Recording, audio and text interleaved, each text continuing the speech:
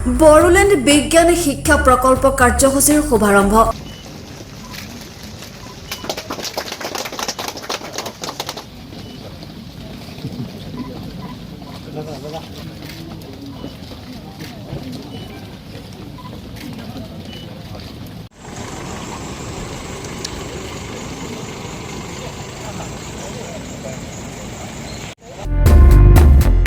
BTR এলেকাত আধুনিক বিজ্ঞান শিক্ষাৰ অধিক প্ৰচাৰ প্ৰসাৰ কৰাৰ উদ্দেশ্যৰে বিটিচি প্ৰশাসনৰ শিক্ষা বিভাগৰ উদ্যোগত আৰু আগস্তিয়া ইণ্টাৰনেশ্যনেল ফাউণ্ডেশ্যনৰ সহযোগত আজি বড়োলেণ্ড বিজ্ঞান শিক্ষা প্ৰকল্প কাৰ্যসূচীৰ শুভাৰম্ভ কৰা হয়।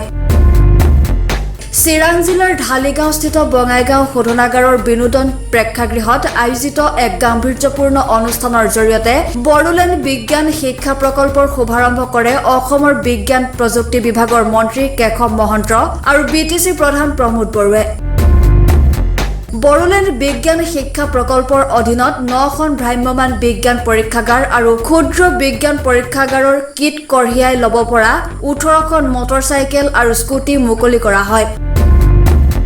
আজি আনুষ্ঠানিকভাৱে মুকলি কৰা ভ্ৰাম্যমাণ বিজ্ঞান পৰীক্ষাগাৰ বাহনসমূহ বিটিআৰ এলেকাৰ 9টা মহকুমাৰ 340খন শিক্ষানুষ্ঠান সামৰি ছাত্ৰ ছাত্ৰীসকলক আধুনিক বিজ্ঞান শিক্ষাৰ ব্যৱহাৰিক প্ৰশিক্ষণ দিয়াৰ লক্ষ্য ৰখা হৈছে। আজিৰ এই অনুষ্ঠানৰ লগত সংগতি ৰাখি এক আকৰ্ষণীয় বিজ্ঞান বিষয়ৰ প্ৰদৰ্শনী অনুষ্ঠিত কৰা হয়। প্ৰদৰ্শনীত বিভিন্ন শিক্ষানুষ্ঠানৰ পৰা অহা ছাত্ৰ ছাত্ৰীসকলে তেওঁলোকৰ বিজ্ঞানৰ মডেলসমূহ প্ৰদৰ্শন কৰে,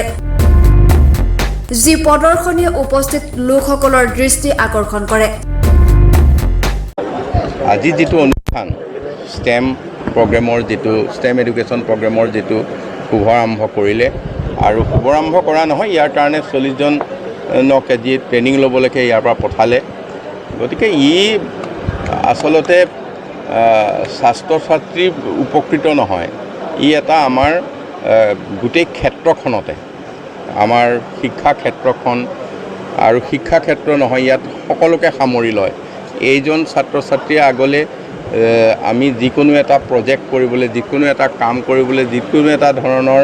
দায়িত্ব ল'বলৈ তেওঁৰ সামৰ্থ্যৱান হৈ উঠিব, এইটোৱে ডাঙৰ কথা। গতিকে ইয়াতে ছায়েন্স, টেকন'লজি, ইঞ্জিনিয়াৰিং, তাৰপিছতে মেথছ আটাইখিনিৰ সমন্বিত যিটো ব্যৱস্থা, এই ব্যৱস্থাতে আমাক কৰিব ভৱিষ্যতৰ এজন ছাত্ৰ ছাত্ৰীক ভৱিষ্যত এজন খুব ভাল ধৰণে দায়িত্ব ল'ব পৰা নাগৰিক হিচাপে গঢ়ি তুলিব। 340খন স্কুলত ছায়েন্স এডুকেশ্যনটোক লৈ পেলাই এই ফাৰ্ষ্ট ইয়াৰৰ প্ৰজেক্টটো আৰম্ভ হৈছে। ইয়াৰ পিছত এই বছৰ প্ৰায় 20,000 ষ্টুডেণ্ট ইয়াৰ পৰা লাভান্বিত হ'ব। নেক্সট বছৰত 30,000 আৰু নেক্সট বছৰত 30,000,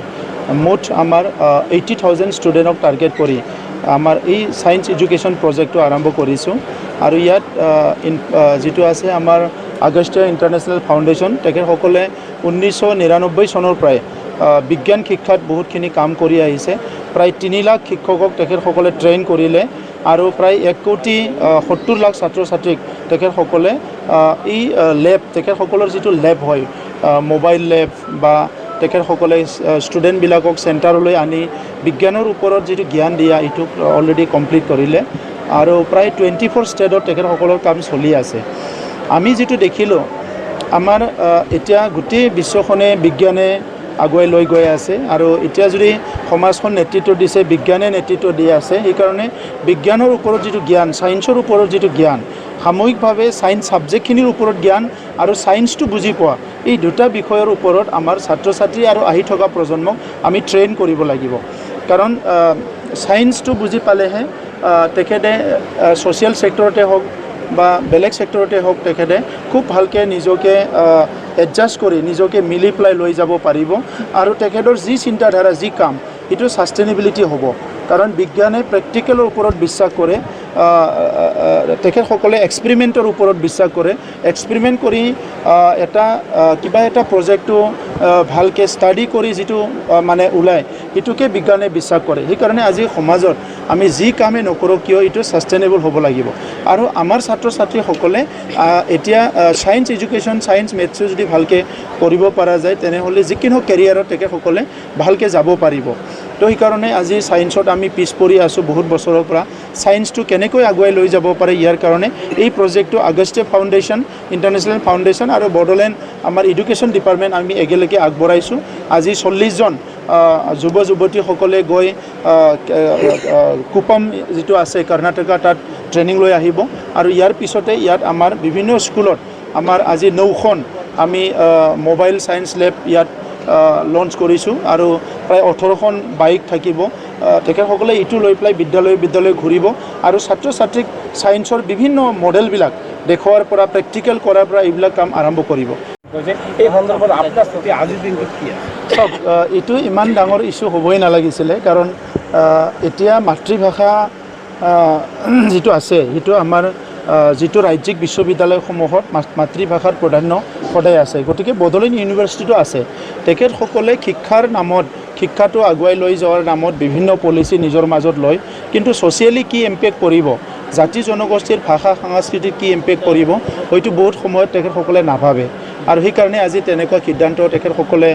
মানে লোৱাৰ পালে গৈ আছিলে আৰু এইটো সিদ্ধান্ত কোনো কাৰণত হ'ব নোৱাৰে কাৰণ মাতৃভাষাটো থাকিবই লাগিব আজি বড়ো ভাষা অসমীয়া ভাষা ইয়াৰ ওপৰত আমাৰ বিশ্ববিদ্যালয়ত যদি চৰ্চা নহয় আমাৰ বিশ্ববিদ্যালয়তে ইয়াতে লিখা মেলা কৰিব নোৱাৰে ক'ত কৰিব যাই পেলাই গতিকে এনেকুৱা সিদ্ধান্ত কোনো কাৰণত হ'ব নোৱাৰে মই তেখেতসকলৰ লগত সিদিনাও আলোচনা কৰোঁ আৰু পিছত আলোচনা কৰিম যাতে অনাগত দিনত আমাৰ এইবিলাক সিদ্ধান্তবিলাক নাহে এতিয়া ফৰেন লেংগুৱেজৰ ওপৰত মানুহ গুৰুত্ব দি আছে চ' আমাৰ মাতৃভাষা লেংগুৱেজটো যদি আমি ঠিক কৰি ল'ব নোৱাৰোঁ বাহিৰৰ লেংগুৱেজটো আমি কেনেকৈ শিকিম গতিকে আমাৰ যিটো মাতৃভাষা সেইটো আমি যেনেকৈ নহওক জীয়াই ৰাখিব লাগিব আৰু এইটো কলেজ ইউনিভাৰ্চিটি স্কুল কলেজ চবতো এইটো প্ৰচলন হৈয়ে থাকিব লাগিব তো সেইকাৰণে আজি ইংলিছৰ কাৰণে স্পেচিয়েল কিবা আপুনি গুৰুত্ব দিব বিচাৰিছে দিয়ক তাত ক'ব লগা নাই কিন্তু not at the cost of মাতৃভাষাটো আপুনি শেষ কৰি পেলাই তাতে বেলেগ কৰিব এইটোতো হ'ব নোৱাৰে চ' সেইকাৰণে আজি যিটো বড়োলেণ্ড ইউনিভাৰ্চিটিৰ সিদ্ধান্ত সেইটো লৈ পেলাই অলৰেডি আলোচনা কৰিছোঁ আৰু তাত মাতৃভাষা সদায় থাকিব ইয়াত কোনো অসুবিধা হ'ব নালাগে